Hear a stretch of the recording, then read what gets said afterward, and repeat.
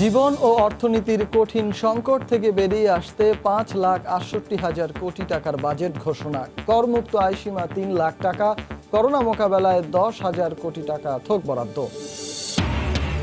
কমছে আইসিইউ যন্ত্রাংশ, সুরক্ষা সামগ্রী ও স্বর্ণের দাম। খরচ বাড়বে ফোন আলাপ ও ইন্টারনেট ব্যবহারে। কৃষি ও দেশীয় শিল্প সুরক্ষায় শুল্ক ও ভ্যাট ছাড়ের প্রস্তাব। দেশে করোনায় আরো 37 জনের মৃত্যু। নতুন শনাক্ত 3,187। 24 ঘন্টায় সুস্থ প্রায় 850। করোনা মহামারীর মধ্যেই স্বাভাবিক জীবনে ফেরার চেষ্টায় বিভিন্ন দেশ। বিনোদন কেন্দ্র খুলে দিয়েছে রাশিয়া। জার্মান সীমান্তে কড়াকড়ি শিথিল। এবং মানব পাচারের নতুন রুটের সন্ধান শুধু লিবিয়ায় নয়, পাচার হয় স্পেনেও, জানালো সিআইডি। মুক্তিপণ না পেলে বিক্রি করে দেয়া হয় অঙ্গ প্রত্যঙ্গ।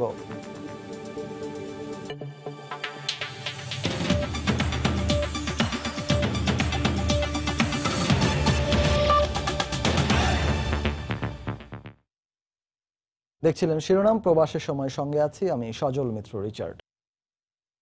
করোনা মহামারীতে ঘটে যাওয়া মানবিক ও আর্থিক বিপর্যয় মোকাবেলা করাকেই 2020-21 অর্থ বছরের বাজেটের মূল দর্শন ঠিক করেছে সরকার। সে লক্ষ্যেই এবার 5,68,000 কোটি টাকার বাজেট ঘোষণা করা হয়েছে। অর্জনের সংখ্যা থাকলেও রাজস্ব লক্ষ্যমাত্রা ধরা হয়েছে 3,78,000 কোটি টাকা। ঘাটতি 1,90,000 কোটি টাকা। তবে এবার করমুক্ত আয়ের সীমা 50,000 টাকা বাড়িয়ে নির্ধারণ করা হয়েছে 3 লাখ টাকা। বিশ্লেষকরা বলছেন, বরাদ্দকৃত অর্থ সফলভাবে খরচ ও প্রকল্প বাস্তবায়ন চ্যালেঞ্জ। সাজিদ রাজুর রিপোর্ট। হঠাৎ আসা কোভিড-19 তছনছ দেশের অর্থনীতি। জীবন হারিয়েছে বহু মানুষ, জীবিকা হারানোর শঙ্কায় অনেকে। ঝড় এখনো থামেনি, কোথায় শেষ তাও অজানা। অথচ অনিশ্চয়তার পথযাত্রায় জীবন ও অর্থনীতির সংকটের মধ্যেই আগামী অর্থ বছরের আয় ব্যয়ের হিসেব করতে হচ্ছে সরকারকে। 2020-21 অর্থ বছরের বাজেটের আকার গেলবারের চেয়ে 66,000 কোটি টাকা বেড়েছে। রাজস্ব আয়ের লক্ষ্যমাত্রা ঠিক করা হয়েছে 3,78,003 কোটি টাকা। জিডিপি প্রবৃদ্ধির লক্ষ্যমাত্রা ধরা হয়েছে 8.2%। পরিচালন সহ বিভিন্ন খাতে মোট বরাদ্দ রাখা হয়েছে 3,62,855 কোটি টাকা এবং বার্ষিক উন্নয়ন কর্মসূচিতে বরাদ্দ রাখা হয়েছে 2,05,145 কোটি টাকা। কোভিডে সবচেয়ে বেহাল দশা স্বাস্থ্য খাতে চলতি অর্থ বছরের প্রস্তাবিত বাজেটের চেয়ে বরাদ্দ কিছুটা বাড়িয়ে করা হয়েছে 29,247 কোটি টাকা। তবে মাথাপিছু আয়ের লক্ষ্যমাত্রা ধরা হয়েছে $2,326। অর্থনীতি বিশ্লেষকরা বলছেন, বাজেট যতটা কোভিড-19 সংবেদনশীল হওয়ার কথা ছিল তা হয়নি। তাই এবারের বাজেটকে অনেকটা গতানুগতিক ও টিকে থাকার বাজেট বলে মনে করেন তারা। আমাদের বিপুল সংখ্যক মানুষের জীবন জীবিকা টিকিয়ে রাখাটাই এখন বড় সংগ্রাম। সাধারণ মানুষের জীবন জীবিকা ঠিক রেখে অর্থনীতির হালটা যেন আমরা ধরে রেখে টিকে থাকতে পারি, সেই চেষ্টা করা। সার্বিকভাবে আমরা কিন্তু সামাজিক অবকাঠামোকে খুব বেশি গুরুত্ব দেওয়ার ব্যাপারে একটা প্রত্যাশা এবার বছর ছিল, বিশেষ করে স্বাস্থ্য খাতে। কিন্তু সেটার ক্ষেত্রে কিন্তু আমরা বড় ধরনের খুব একটা পরিবর্তন দেখতে পাইনি। তারা বলছেন, শুধু সরকারের একার প্রচেষ্টায় এই সংকট অবসান সম্ভব হবে না, আনতে হবে বেসরকারি খাতকে। এমনিতেই নানা সীমাবদ্ধতা ও দক্ষতার অভাবে বাজেট বরাদ্দের প্রায় 20% অর্থ খরচই হয় না। দুর্নীতি, দীর্ঘসূত্রিতা ও অপচয় তো নিত্যদিনের ঘটনা। এবার করোনা সংকট মোকাবেলায় গেলবারের চেয়ে খাতভিত্তিক বরাদ্দ বেড়েছে থোক বরাদ্দের পরিমাণ। বিশ্লেষকরা বলছেন, ঘুরে দাঁড়ানোর এই বাজেটে যে খাতে যতটুকু বরাদ্দই হয়েছে, শক্ত রাজনৈতিক অঙ্গীকারের ওপর ভর করে দরকারের যথাযথ বাস্তবায়ন। সাজিদ রাজু, সময় সংবাদ, ঢাকা। রাজস্ব আদায়ে বিশাল ঘাটতি মাথায় নিয়েই আগামী অর্থ বছরের জন্য লক্ষ্যমাত্রা বাড়িয়ে 3,78,000 কোটি টাকা প্রস্তাব করেছে সরকার। তবে করোনার সংকটে বিধ্বস্ত অর্থনীতি পুনরুদ্ধারে বাজেটে কর ছাড় দেওয়া হয়েছে বিভিন্ন খাতে। কমানো হয়েছে কর্পোরেট কর হারও। জরিমানা ছাড়াই রাখা হয়েছে কালো টাকা সাদা করার সুযোগ। বিস্তারিত জানাচ্ছেন হাজেরা শিউলি। উচ্চ প্রবৃদ্ধির ধারাবাহিকতা বজায় রাখতে প্রতি বছরই এনবিআরের উপর পড়ে বিশাল রাজস্ব সংগ্রহের দায়িত্ব। করোনা সংকটের প্রেক্ষাপট ভিন্ন হলেও লক্ষ্যমাত্রা কমেনি। আসছে অর্থ বছরে 3,78,000 কোটি টাকার প্রস্তাবিত রাজস্ব লক্ষ্যমাত্রার মধ্যে এনবিআরকে যোগান দিতে হবে মোট রাজস্বের 87 গেল বাজেটের চেয়ে 4,500 কোটি টাকা বাড়িয়ে 2020-21 অর্থ বছরের প্রস্তাবিত বাজেটে এনবিআরকে দেওয়া হয়েছে 3,30,000 কোটি টাকার রাজস্ব আদায়ের লক্ষ্যমাত্রা। মিথ্যা ঘোষণায় পণ্য আমদানি রফতানির মাধ্যমে শুল্ক ফাঁকি ও অর্থ পাচার রোধে এই প্রথম বাজেটে জরিমানার বিধান রাখা হয়েছে। আগামী 2020-2021 অর্থবছরে মোট রাজস্ব আয় প্রাক্কলন করা হয়েছে 3,78,000 কোটি টাকা। এর মধ্যে জাতীয় রাজস্ব বোর্ড উৎস হতে 3,30,000 কোটি টাকা। ঘোষিত বাজেটে নেই বাড়তি করের চাপ। বিনিয়োগ বাড়িয়ে কর্মসংস্থান সৃষ্টিতে কমানো হয়েছে কর্পোরেট কর হার। দীর্ঘ 4 বছর পর বাড়ানো হয়েছে করমুক্ত আয়সীমা। 10% কর দিয়ে এবারের বাজেটও রাখা হয়েছে কালো টাকা সাদা করার সুযোগ। রিহ্যাবের যে প্রায় 211টি সাব সেক্টর আছে, সকলের কিন্তু কার্যক্রম বেড়ে যাবে এবং এই সেক্টরে প্রচুর পরিমাণে ইনভেস্টমেন্ট হবে। সরকার যে সুযোগ দিয়েছে সুযোগ যদি কেউ ব্যবহার না করে তাহলে তাদেরকে টাকা বাজেয়াপ্ত করা যেতে পারে। এই ধরনের একটা আমি মনে করি ক্লোজ থাকা দরকার। বর্তমান সংকটে অভ্যন্তরীণ খাতে আয় বাড়ার সম্ভাবনা ক্ষীণ হওয়ায় রাজস্ব লক্ষ্যমাত্রাও অর্জন কঠিন হবে বলে মনে করেন অর্থনীতিবিদরা। এই অর্থনীতির থেকে আমি রেভিনিউ আর্ন করব, সেই অর্থনীতি যদি সচল না থাকে তাহলে তো আমার রেভিনিউ আসবে না। আরো বৃহত্তর পরিসরে রাজস্ব আদায় বাড়ানো সম্ভব ট্যাক্স নেট বাড়িয়ে। পাশাপাশি কর অবকাঠামোর যে নানা ধরনের সমস্যা আছে, ম্যানেজমেন্টে যে ধরনের সমস্যাগুলো আছে, দুর্নীতি ক্ষেত্রে যে সমস্যাগুলো আছে এবং যে প্রাতিষ্ঠানিক দুর্বলতাগুলো আছে, সেগুলোকে যদি কাটিয়ে ওঠা যায়। কর জিডিপি অনুপাত বাড়াতে রাজস্ব প্রশাসনে দীর্ঘমেয়াদী সংস্কার ও দক্ষ জনবল বাড়ানোর পরামর্শ বিশ্লেষকদের। হাজারে শিউলি, সময় সংবাদ, ঢাকা। করোনা মোকাবেলায় থোক বরাদ্দ দেয়া হয়েছে 10,000 কোটি টাকা। তবে চরম দৈন্যদশার পরও এবারের বাজেটেও অবহেলিত স্বাস্থ্য খাত। সর্বোচ্চ বরাদ্দের ক্রমে নবম স্থানে আছে এ খাত। গত অর্থ বছরের তুলনায় মাত্র 5,000 কোটি টাকা বেড়ে বরাদ্দ দেয়া হয়েছে 29,247 কোটি টাকা। আতিকুর রহমান তমালের রিপোর্ট। খোদ স্বাস্থ্য মন্ত্রণালয় থেকে সামান্য কিছু দূরে অবস্থিত বঙ্গবন্ধু শেখ মুজিব মেডিকেল বিশ্ববিদ্যালয়। দেশের স্বনামধন্য এই মেডিকেলে করোনার নমুনা দিতে দিনের পর দিন অপেক্ষা করতে হয় শত শত রোগীকে। নেই নিয়ম শৃঙ্খলার বালাই, ভোগান্তির যেন অন্ত নেই। দেশের নামকরা মেডিকেলের যদি হয় এই দশা, তবে বাকি সব সরকারি বেসরকারি হাসপাতালও স্বাস্থ্যকেন্দ্রের কি অবস্থা হতে পারে তা কারোরই অজানা নয়। নেই পর্যাপ্ত কিট, নমুনা পরীক্ষায় ধীর গতি, নেই পর্যাপ্ত চিকিৎসক, নার্স, স্বাস্থ্যকর্মী কিংবা আইসিইউ সুবিধা। সর্বত্রই শুধু নিদারুণ নেই আর নেই এর হাহাকার। 2020-21 অর্থ বছরে এই খাতে ব্যয় ধরা হয়েছে 29,247 কোটি টাকা।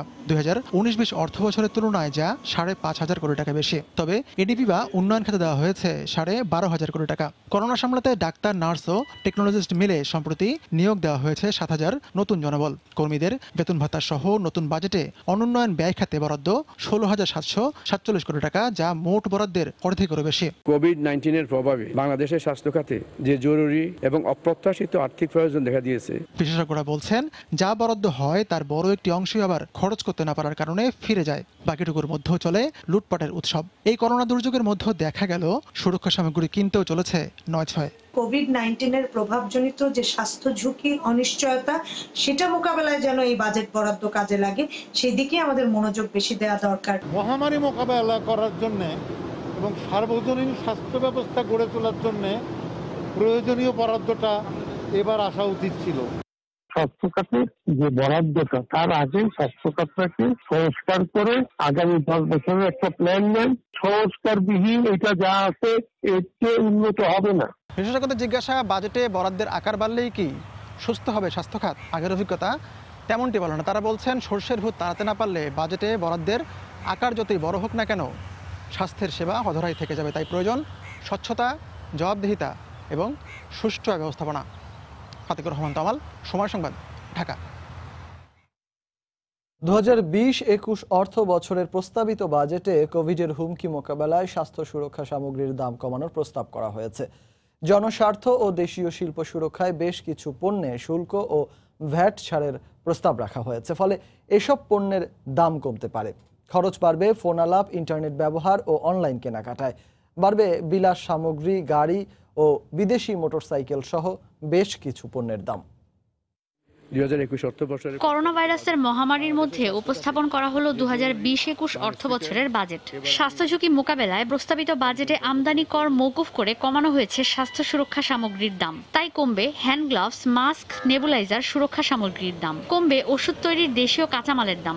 ডিটারজেন্ট, হস্তচালিত কৃষি যন্ত্রপাতি, পোল্ট্রি, ডেইরি ও মৎস্যশিল্পে ব্যবহৃত উপকরণ, টায়ার, ইলেকট্রিক্যাল সিগন্যাল যন্ত্রপাতির দাম কমবে। আমদানি শুল্ক কমানোর কারণে এবারের বাজেটে দাম কমবে স্বর্ণের। কমবে আমদানি করা এবং দেশে উৎপাদিত 2 ধরনের চিনির দাম। গার্মেন্টস অ্যাক্সেসরিজের দামও কমবে। হাসপাতালের আইসিইউ, সিসিইউ সহ জরুরি সেবায় ব্যবহৃত যন্ত্রাংশের দাম কমবে। আমি এখন 2010 এবারের বাজেটে বেশ কিছু পণ্যের ওপর শুল্ক বসিয়েছে সরকার। বিশেষ করে করোনায় ক্ষতিগ্রস্ত হয়নি এমন শিল্প থেকে কর আদায়ের লক্ষ্য নেওয়া হয়েছে। সে কারণে অনলাইন কেনাকাটায় ক্রেতাদের গুনতে হবে বাড়তি অর্থ। দাম বাড়বে রং, কম্প্রেসার শিল্পে ব্যবহৃত উপকরণ, আলোকসজ্জা সামগ্রীর। দাম বাড়ার তালিকায় আছে sodium sulphate, iron, steel, screw এবং বার্নিশের দাম। এছাড়া আমদানি করা পেঁয়াজের দাম বাড়ানোর প্রস্তাব করা হয়েছে আসছে বাজেটে। বাড়বে সেলফোনে কথা বলার খরচ এবং ইন্টারনেট সেবা। তবে দেশে উৎপাদিত মোবাইল ফোনের দাম কমতে পারে। ফাইবার অপটিকের দাম বাড়বে। টেলিকম খাতে বাড়তি কর আরোপের ফলে ফোনে কথা বলা, SMS আদান প্রদান ও ইন্টারনেট ব্যবহারে গুনতে হবে বাড়তি অর্থ। বাড়বে ধূমপানের খরচ। বাইসাইকেল ও বিদেশি মোটরসাইকেল কিনতেও গুনতে হবে অতিরিক্ত অর্থ। সেই সঙ্গে রিকন্ডিশনড গাড়ি কেনা ও গাড়ির রেজিস্ট্রেশন করতেও বেশি অর্থ পরিশোধ করতে হবে। দেশীয় শিল্পকে সুরক্ষা দিতে আমদানিকৃত প্যাকেটজাত তরল দুধ, গুঁড়ো দুধ ও দুগ্ধজাত পণ্য এবং জুসের দাম বাড়ছে। তবে শিশু খাদ্যের দাম এই আওতার বাইরে থাকবে। ঈশিতা ব্রহ্ম, সময় সংবাদ, ঢাকা। এবার দেশের করোনা পরিস্থিতির খবর। দেশে করোনায় একদিনে আরো 37 জন মারা গেছেন। এ নিয়ে মৃতের সংখ্যা দাঁড়ালো 1049 জনে। সবশেষ 24 ঘন্টায় আরো 3187 জনের দেহে শনাক্ত হয়েছে অদৃশ্য এই ভাইরাস। সুস্থ হয়েছেন প্রায় 850 জন। বৃহস্পতিবার দুপুরে স্বাস্থ্য অধিদপ্তরের নিয়মিত অনলাইন বুলেটিনে এ তথ্য জানানো হয়। মহামারীর 96তম দিনে দ্বিতীয় সর্বোচ্চ সংখ্যক মানুষ করোনা জয় করেছেন। আগের দিনের তুলনায় প্রায় 34 ভাগ বেশি রোগী সুস্থ হয়েছেন, যার সংখ্যা 848 জন। শনাক্ত বিবেচনায় সুস্থতার হার 21.46 ভাগ। তবে মৃত্যু পরিস্থিতি ছিল আগের দিনের মতোই। 24 ঘন্টায় মারা যাওয়া 37 জনের 30 জনই পুরুষ। এ পর্যন্ত মারা গেছেন 1049 জন। শনাক্ত বিবেচনায় মৃতের হার 1.34 ভাগ। গত 24 ঘন্টায় সুস্থ হয়েছেন 848 জন। এ পর্যন্ত সুস্থ হয়েছেন 16,747 জন। শনাক্ত বিবেচনায় সুস্থতার হার 21.46%। 55টি ল্যাবে 15,500-এর বেশি নমুনা পরীক্ষায় 3,187 জনের দেহে করোনা ভাইরাস শনাক্ত হয়েছে। 24 ঘন্টায় 0.9 ভাগ বেড়ে শনাক্তের হার দাঁড়িয়েছে 20.21-এ। অবশ্যই বাসার বাইরে সবাইকেই মাস্ক পরতে হবে। সামাজিক দূরত্ব বজায় রেখে চলি। বারবার সাবান পানি দিয়ে 20 সেকেন্ড ধরে হাত ধুই। কারণ করোনা মোকাবেলার জন্য এই 3টি পদ্ধতি সমানভাবে প্রয়োজনীয় এবং গুরুত্বপূর্ণ। এটা আমরা অভ্যাসে পরিণত করলে কেবলমাত্র প্রতিরোধ করতে পারবো করোনা ভাইরাসকে। বুলেটিনে আবারও স্বাস্থ্যবিধি মানার আহ্বান জানানো হয়। ওমর ফারুক, সময় সংবাদ, ঢাকা। করোনার সবশেষ পরিস্থিতি নিয়ে স্বাস্থ্য অধিদপ্তরের বুলেটিন বিশ্লেষণ করেছেন সহকর্মী আজহার লিমন। গেল বছরের শেষ দিকে চীনে সর্বপ্রথম করোনা রোগী শনাক্ত হয়। বিশ্ব স্বাস্থ্য সংস্থাগুলোর মতে চীনে মোট করোনা রোগীর সংখ্যা 83,000-এর মতো এবং বৈশ্বিক সূচকে 215 দেশ ও অঞ্চলের মধ্যে চীনের অবস্থান 18তম। বাংলাদেশে গেল মার্চে সর্বপ্রথম করোনা রোগী শনাক্ত হয়। 3 মাসের মাথায় বাংলাদেশে করোনা রোগীর সংখ্যা ছাড়িয়ে গেছে 78,000। বৈশ্বিক হিসেবে চীনের পরই বাংলাদেশের অবস্থান 19তম। আজকের বিশ্লেষণে তুলে ধরব কোভিড পরিস্থিতি নানা দিক। শুরুতেই গেল 24 ঘন্টার সার্বিক চিত্র। গেল 24 ঘন্টায় মোট পরীক্ষা করা হয়েছে 15,772 জনের নমুনা, যাদের মধ্যে কোভিড পজিটিভ এসেছে 3,187 জনের দেহে। গেল 24 ঘন্টায় মৃত্যুবরণ করেছেন 37 জন এবং মোট মৃতের সংখ্যা দাঁড়ালো 1049 জন। গেল 24 ঘন্টায় সুস্থ হয়েছেন 848 জন। এই পর্যন্ত সুস্থ হলেন 16,747 জন। এবারে যাব গেল 7 দিনের শনাক্তের চিত্রে। আমরা 7 দিনের এই চিত্রে দেখতে পাচ্ছি যে গেল 3 দিন প্রায় একই পরিমাণ রোগী শনাক্ত হয়েছে। এখন পর্যন্ত যারা করোনায় আক্রান্ত হয়েছেন এবং মৃত্যুবরণ করেছেন, আমরা তাদের বয়স বিভাজন করেছি। তাতে দেখতে পেয়েছি বয়সে যারা তরুণ তারা আক্রান্ত হচ্ছে সব থেকে বেশি, আর মৃত্যুবরণ করছে বয়সে প্রবীণেরা। এই ছিল আজকের বিশ্লেষণে। আবারও দেশের বাজেট প্রসঙ্গ। 2020-21 অর্থ বছরের প্রস্তাবিত বাজেটে এবার শিক্ষা খাতে বরাদ্দ রাখা হয়েছে 401 কোটি টাকা, যা গত বছরের তুলনায় প্রায় 5,287 কোটি টাকা বেশি। যদিও এ বরাদ্দ যথেষ্ট নয় বলে মনে করছেন শিক্ষাবিদরা। তারা বলছেন এটি দিয়ে শিক্ষার মানসম্মত উন্নয়ন সম্ভব নয়। তবে বরাদ্দকৃত বাজেটের সঙ্গে সামঞ্জস্য রেখেই শিক্ষা খাতে উন্নয়নের কথা জানান সংশ্লিষ্ট মন্ত্রীরা। প্রসূন আশিসের রিপোর্ট। জাতীয় সংসদে উত্থাপিত 2020-21 অর্থবছরের প্রস্তাবিত জাতীয় বাজেটের প্রায় 11.7% অর্থাৎ 66,401 কোটি টাকা বরাদ্দ রাখা হয়েছে দেশের শিক্ষা খাতে। সব মিলিয়ে গত বছরের চেয়ে এবার সার্বিক শিক্ষা খাতে বরাদ্দ বাড়ছে প্রায় 5,287 কোটি টাকা। অবকাঠামো ও তথ্য প্রযুক্তির উন্নয়ন সহ সার্বিক শিক্ষার মানোন্নয়নে সরকার কাজ করবে বলে জানান সংশ্লিষ্ট মন্ত্রীরা। শিক্ষক প্রশিক্ষণ, আইসিটি বিষয়গুলো প্রশিক্ষণ, মানসম্মত শিক্ষার দিকে আমরা বেশি চিন্তা ভাবনা, ঘরে বসে রেখেও যেন ছেলেপেলেদেরকে আমরা ভালো পড়াশোনাটা দিতে পারি। জাতিসংঘের শিক্ষা বিজ্ঞান ও সংস্কৃতি সংস্থা ইউনেস্কোর শর্ত অনুসারে একটি দেশের মানসম্মত শিক্ষার জন্য মূল বাজেটের প্রায় 20% বরাদ্দ থাকার কথা। সে হিসেবে এ খাতে বাজেটের মাত্র 11.7% বরাদ্দ যথেষ্ট নয় বলে মনে করছেন শিক্ষাবিদরা। সার্বিক বিবেচনায় বাজেটের আকার অনুযায়ী এখনো সেই কম পর্যায়ে রয়ে গেছে। এটি দিয়ে বিশ্বমানের দূরের কথা, আঞ্চলিক মানের শিক্ষা দেওয়া সম্ভব না। আমাদের একমাত্র উদ্বৃত্ত হলো মানুষ। তাকে যদি শিক্ষা দীক্ষা দক্ষতা দিয়ে মানব সম্পদে রূপান্তর করতে পারি, তাহলে আমাদের যে স্বপ্ন মধ্যম আয়ের দেশ, উচ্চ আয়ের দেশ, সেটা কিন্তু আমরা স্পর্শ করতে পারবো। তাদের মতে বর্তমান পরিস্থিতিতে ডিজিটাল শিক্ষা ব্যবস্থা ও উচ্চশিক্ষায় গবেষণাকে গুরুত্ব দিয়ে শিক্ষা খাতে অর্থায়ন বাড়ানো দরকার। শিক্ষার্থীর জন্য ডিজিটাল ব্যবস্থাগুলি সহজলভ্য না করলে এবং তাদের সাধ্যের ভিতরে না থাকলে একটা ডিজিটাল বৈষম্য সৃষ্টি হয়ে যায়। কোভিড-19 এর জন্য আমরা একটা অসাধারণ নতুন সংস্কৃতিতে প্রবেশ করছি। ইন্টারনেট ফ্যাসিলিটি বাড়াতে হবে, বিভিন্ন বিষয়ে মডেল লেকচার সেগুলো আমরা তৈরি করতে পারি। কোভিড-19 প্রাদুর্ভাব থেকে শিক্ষা নিয়েই দেশের শিক্ষা খাতকে ঢেলে সাজানোর পরামর্শ দিয়েছেন দেশের শিক্ষাবিদরা। তাহলে প্রত্যেকটা বিশ্ববিদ্যালয়কে। প্রসূন আশিস, সময় সংবাদ, ঢাকা। করোনাকালে দেশের খাদ্য সংকট মোকাবেলার পাশাপাশি কৃষক বাঁচাতে দ্বিতীয় অগ্রাধিকার খাতে উঠে এসেছে কৃষির অবদান। নতুন অর্থ বছরে এই খাতে বরাদ্দ রাখা হয়েছে 29,983 কোটি টাকা। এছাড়া কৃষির যান্ত্রিকীকরণ ও ভর্তুকিতেও বরাদ্দ বেড়েছে এই খাতে। সারের মূল্য অপরিবর্তিত রাখার পাশাপাশি প্রণোদনাও চলমান থাকবে কৃষি খাতে। দেবাশিস রায়ের রিপোর্ট। বৈশ্বিক মহামারীর মধ্যেও দেশ খাদ্য সংকটে পড়েনি। গেল 3 মাসে অনাহারে থাকেনি দেশের কোনো অঞ্চলের মানুষ। বৈশ্বিক এই দুরবস্থায় সীমিত আমদানি কার্যক্রমেও প্রয়োজন মিটিয়েছে দেশের কৃষি খাত। অর্থনীতির এই বড় দুঃসময়ে কৃষক ও কৃষি বাঁচিয়ে করোনা পরবর্তী পৃথিবীর সম্ভাব্য দুর্ভিক্ষ থেকে মানুষ রক্ষায় এবার বাজেটে দ্বিতীয় অগ্রাধিকার পেয়েছে কৃষি খাত। বাংলাদেশের বিশাল জনগোষ্ঠীর খাদ্য ও পুষ্টি নিরাপত্তা সহ কৃষক, কৃষি শ্রমিক ও অন্যান্য সংশ্লিষ্টদের জীবন ও জীবিকা নিশ্চিত করাই বর্তমানে সরকারের কৃষি খাতের অন্যতম চ্যালেঞ্জ। কৃষি উৎপাদনে কৃষককে সুবিধা দিতে নতুন অর্থ বছরে উৎপাদন বাড়ানোর জন্য কৃষি যান্ত্রিকীকরণে 3,198 কোটি টাকা বরাদ্দ রাখা হয়েছে। আগামী অর্থ বছরে ভর্তুকি অতিরিক্ত 800 কোটি টাকা, এগ্রি রিফাইন্যান্সিং স্কিমে 5,000 কোটি টাকা বরাদ্দ রাখা হবে। করোনাকালীন কৃষি পণ্যের বাজারজাতকরণের জটিলতায় মাঠেই নষ্ট হয় কৃষকের শ্রম ঘাম। এবারের বাজেটে কৃষি পণ্যের যথাযথ বাজারজাতকরণের জন্য বরাদ্দ রাখা হয়েছে বলে সন্তুষ্টি জানান কৃষিমন্ত্রী। মহামন্দার একটা প্রেডিকশনকে সামনে রেখে বর্তমান সরকারকে আজকে বাজেট দিতে হয়েছে।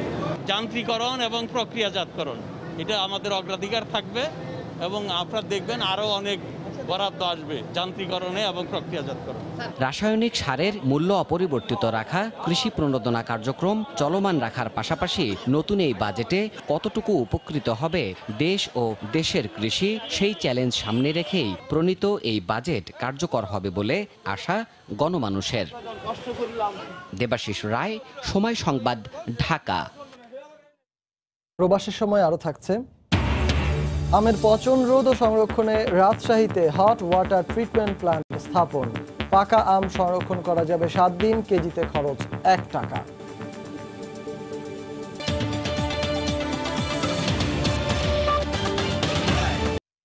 করোনায় ধরাশায়ী এডিপি বাস্তবায়ন। চলতি অর্থ বছরে বরাদ্দের প্রায় অর্ধেকই ব্যয় করতে পারেনি সরকার। এবার নতুন এডিপিতে বরাদ্দ 2,05,145 কোটি টাকা এবং প্রকল্প বাস্তবায়নের চ্যালেঞ্জ থাকছে 1,500-এর বেশি। যদিও সরকারের এমন সিদ্ধান্তেই চলমান সংকট মোকাবেলায় আত্মবিশ্বাসী অর্থমন্ত্রী। অন্যদিকে এই সংকটকালে অগুরুত্বপূর্ণ প্রকল্পে বরাদ্দ না দিয়ে সেই অর্থ জনবান্ধব পরিকল্পনা বাস্তবায়নে কাজে লাগানোর পরামর্শ বিশ্লেষকদের। জুবাইর ফয়সালের রিপোর্ট। শেষ হতে যাওয়া অর্থ বছরের 10 মাসে সরকার এডিপি বাস্তবায়ন করতে পেরেছে মাত্র 49%। অঙ্কের হিসেবে ব্যয় 98,840 কোটি টাকা। অথচ গত 5 অর্থ বছরে এই হার কখনোই ছিল না গড়ে 53%-এর নিচে। মূলত মার্চের মাঝামাঝি থেকেই দেশ জুড়ে স্থবির উন্নয়ন কর্মকাণ্ড। ফলে কাটছাট করতে হচ্ছে প্রকল্প পরিকল্পনায়, কমাতে হচ্ছে ব্যয়। এর মধ্যেই জাতীয় সংসদে নতুন অর্থ বছরের বাজেট পেশ করলেন অর্থমন্ত্রী, যেখানে উন্নয়ন বাজেটে প্রকল্পের সংখ্যা 1,588টি। অর্থমন্ত্রী মনে করেন উন্নয়নের এমন দর্শনেই করোনা সংকট কাটিয়ে উঠবে বাংলাদেশ। যদিও বাজেটে আমলে নেওয়া হয়নি ঘূর্ণিঝড় আম্পানকে। গতানুগতিক বাঁধ নির্মাণ আর অবকাঠামো উন্নয়নের পরিকল্পনাতেই সীমাবদ্ধ দুর্যোগ ব্যবস্থাপনা খাত। এদিকে প্রণোদনায় বাড়তি নজরে প্রায় সব বড় প্রকল্পেই বরাদ্দ কমেছে নতুন বাজেটে। পদ্মা সেতুতে 370 কোটি আর রেল সেতুতে কমেছে 156 কোটি টাকা। মেট্রো রেলে 1,590 কোটি টাকা কমলেও 711 কোটি টাকা বরাদ্দ বাড়ছে রূপপুরে। অর্থনীতিবিদরা মনে করছেন সংকট সামনে রেখে বাদ দেয়া উচিত এই মুহূর্তে অপ্রয়োজনীয় সব প্রকল্প। আমরা আশা করেছিলাম এত বিশাল সংখ্যক প্রকল্প না নিয়ে অগ্রাধিকার খাতগুলোতে যদি প্রকল্প নিতে পারতাম তাহলে অনেক বেশি ভালো হতো। এছাড়া আমপান পরবর্তী যে সমস্ত উপকূলবর্তী এলাকা আছে সেই সমস্ত এলাকার জন্য কিছু নতুন প্রকল্প নেওয়া যেত।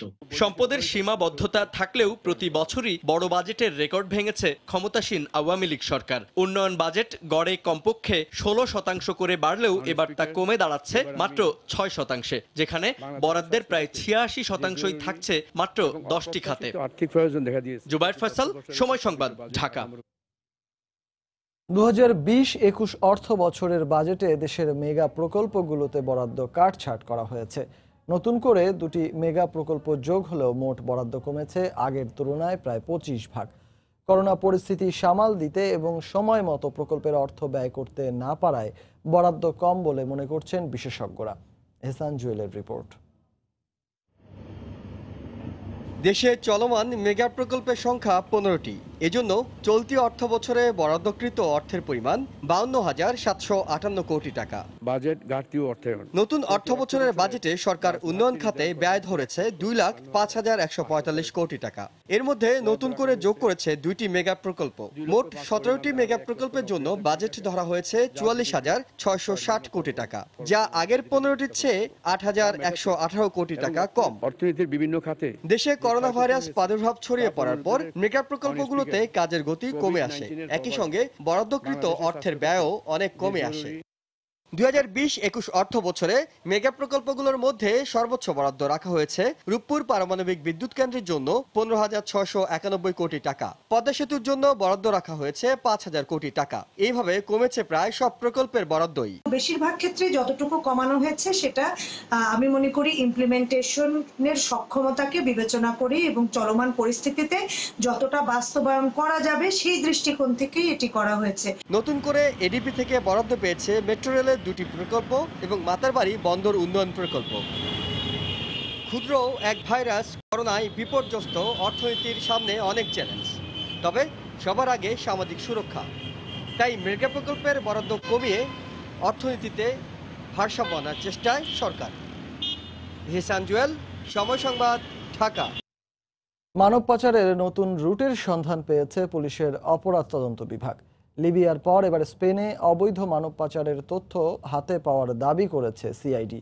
বৃহস্পতিবার দুপুরে সংবাদ সম্মেলনে তারা জানান মানব পাচার চক্রের মূল 3 গ্যাংস্টারকে টার্গেট করে তদন্ত চলছে। সম্প্রতি ঘটে যাওয়া লিবিয়ায় ২৬ বাংলাদেশি হত্যার ঘটনা তদন্তে এবার বাংলাদেশ থেকে স্পেনে অবৈধভাবে মানব পাচারের রোমহর্ষক তথ্য পেয়েছে সিআইডি। সম্প্রতি মানব পাচার চক্রের বিরুদ্ধে অভিযানে বাংলাদেশ থেকে স্পেনে মানব পাচারকারী চক্রের ৫ জনকে গ্রেফতার করে সংস্থাটি। তারা জানায় এদের বাংলাদেশ থেকে দিল্লি, দুবাই, আলজেরিয়া, মরক্কো হয়ে স্পেনে নিয়ে যাওয়া হয়। তাদের উপর চলে নির্মম নির্যাতন। এছাড়া প্রতিটি জায়গায় জিম্মি করে মুক্তিপণ নেওয়া হয়। যারা মুক্তিপণ দিতে পারেন না তাদের হিউম্যান অর্গান ট্রাফিকারদের হাতে তুলে দেওয়া হয় বলে ধারণা করা হচ্ছে, যাদের আর কখনোই খুঁজে পাওয়া যায় না। আলজেরিয়ায় ওখানে আটক করার পরে তাদেরকে মরুভূমি পথে বা পাহাড়ি পথে দুর্গম রাস্তা দিয়ে তাদেরকে মরক্কো পুশ করা হয়। এই মরক্কো থেকে যারা সার্ভাইভ করতে পারে তাদের আবার মুক্তিপণ নিয়ে তারপরে নৌপথে ভূমধ্যসাগর দিয়ে তাদেরকে স্পেনে প্রেরণ করা হয়। সিআইডি জানায় আইন শৃঙ্খলা বাহিনীর তদন্ত শুরু হলে অনেকে পরিচয় বা ঠিকানা পাল্টাচ্ছে। তবে নাম প্রকাশ না করলেও সিআইডির মূল টার্গেটে আছে ৩ গ্যাং লিডার। সপ্তাহ আগে থেকে কাজ শুরু করেছি, তো ওই সময় যাদেরকে আমরা প্রাথমিক পর্যায়ে মেইন গ্যাং লিডার হিসেবে আমরা চিহ্নিত করেছি, তারা দেশে থাকতেও পারে, দেশের বাইরেও থাকতে পারে। শুধুমাত্র দেশে বা অ্যারেস্ট হতে হবে এমন কোনো কথা নাই।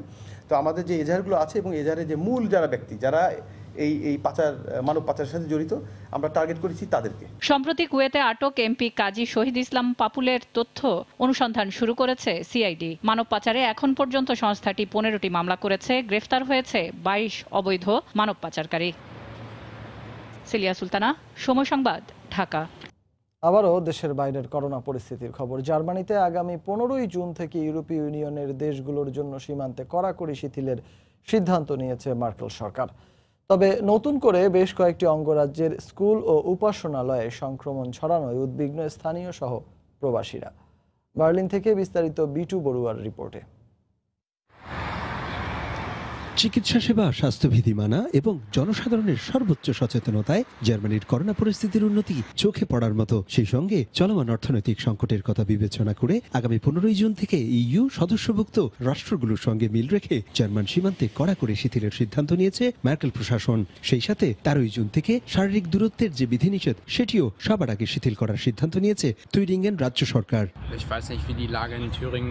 করোনার সংক্রমণ অন্য প্রদেশগুলোর তুলনায় এখানে কম, তাই রাজ্য সরকার সঠিক সিদ্ধান্তই নিয়েছে বলে মনে করছি।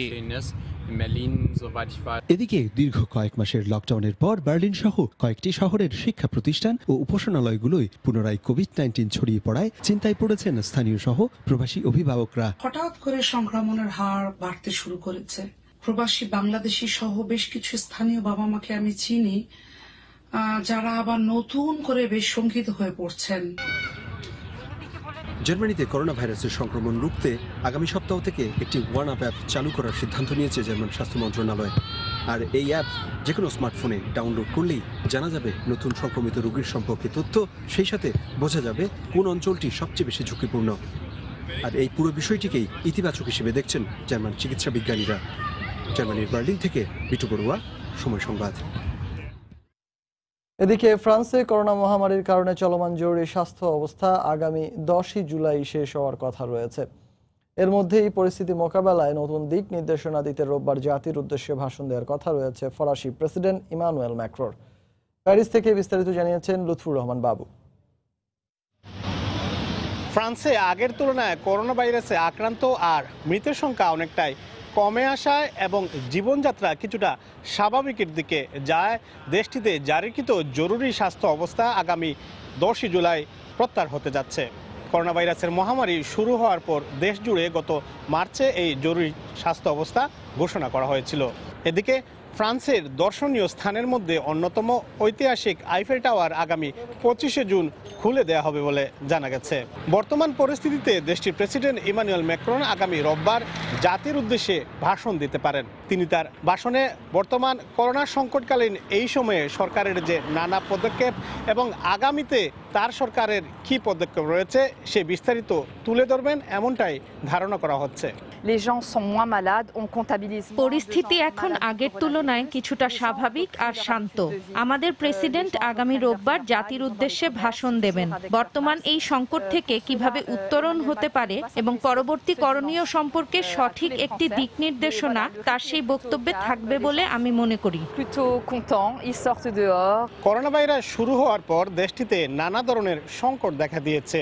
বেড়েছে বেকারত্বের হার, বন্ধ রয়েছে অনেক প্রতিষ্ঠান, আর আগামীতে মাঝারি ব্যবসা প্রতিষ্ঠানের অনেকগুলাই বন্ধ হয়ে যেতে পারে বলে আশঙ্কা করা হচ্ছে।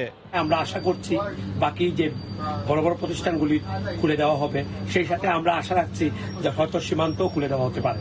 তারপরে পরিস্থিতি স্বাভাবিক হয়ে উঠবে এবং ব্যবসা বাণিজ্য প্রসার করবে।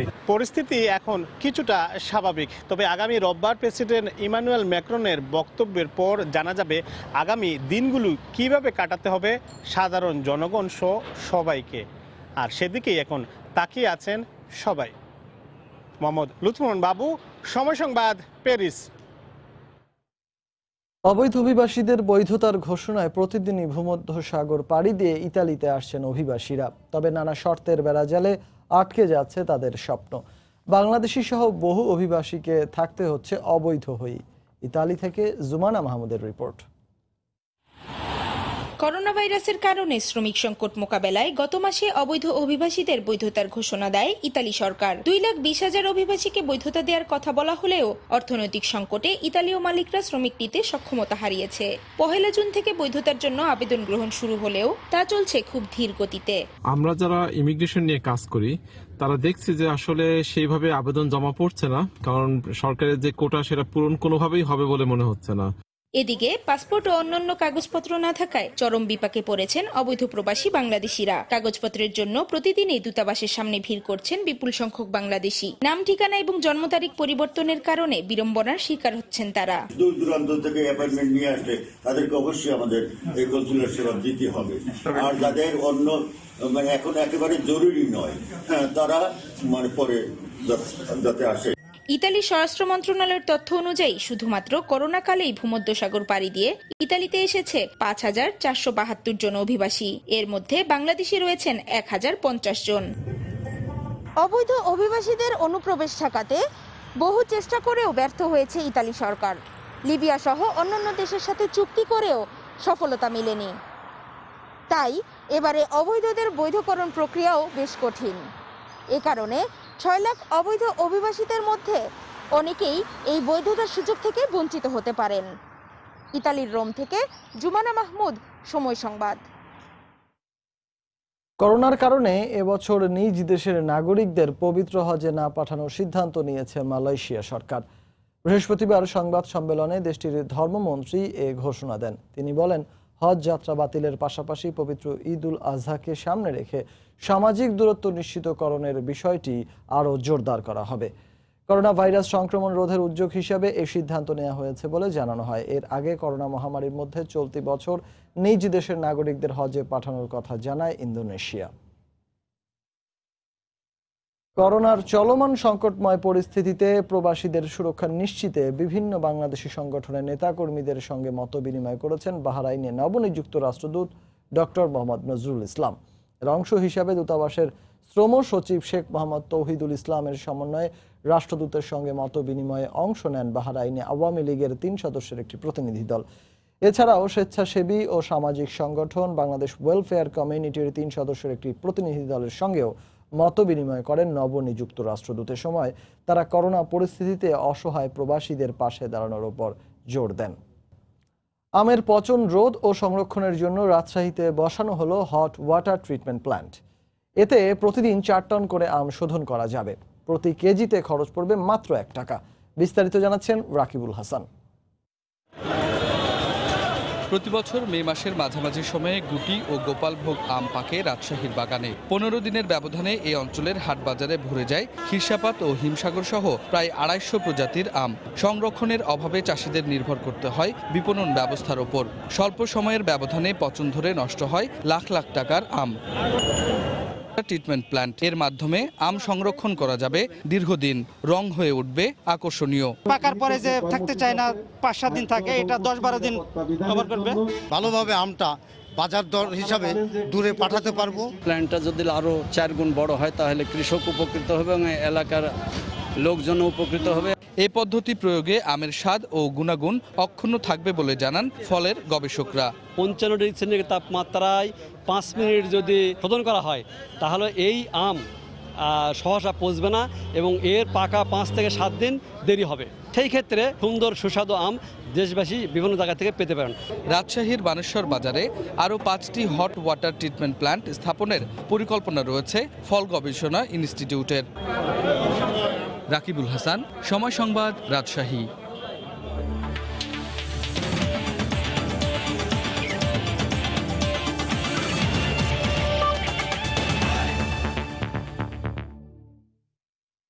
আমার কাছ থেকে অধিনায়কের দায়িত্ব পাওয়াটা তামিম ইকবালের জন্য কোনো বাড়তি চাপ নয়, বরং তামিম আমার চেয়ে ক্রিকেটীয় জ্ঞানের দিক থেকে এগিয়ে। সময় সংবাদে এমনটাই মন্তব্য করেছেন মাশরাফি বিন মুর্তজা।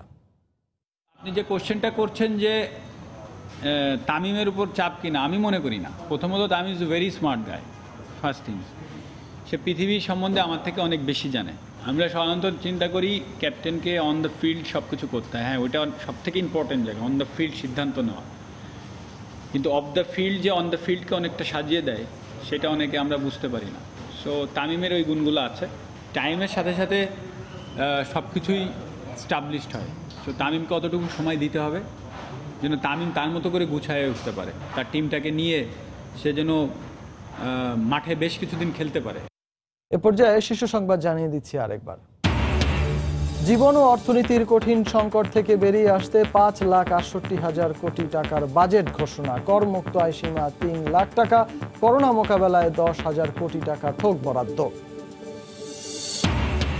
কমছে আইসিইউ যন্ত্রাংশ, সুরক্ষা সামগ্রী ও স্বর্ণের দাম। খরচ বাড়বে ফোনালাপ ও ইন্টারনেট ব্যবহারে। কৃষি ও দেশীয় শিল্প সুরক্ষায় শুল্ক ও ভ্যাট ছাড়ের প্রস্তাব।